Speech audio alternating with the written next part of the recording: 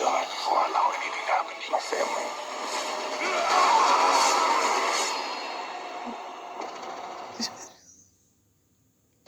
With all-wheel drive and a 2.5-liter turbo engine, there's no limit to the places you'll go or the stories you'll find.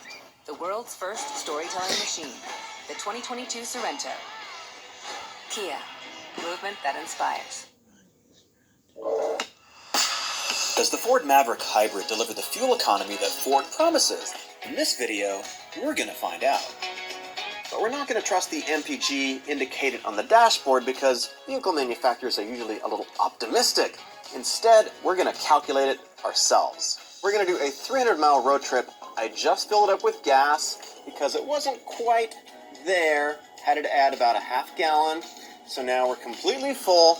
And this road trip is going to be pretty difficult on the car. This is what I call my torture test. We're going to go up out of Los Angeles. We're going to go into the desert, up through Mojave. Then we're going to go across the Kern River Valley. And finally, back over the mountains and down into LA again. Total vertical feet traveled is going to be somewhere around 18,000.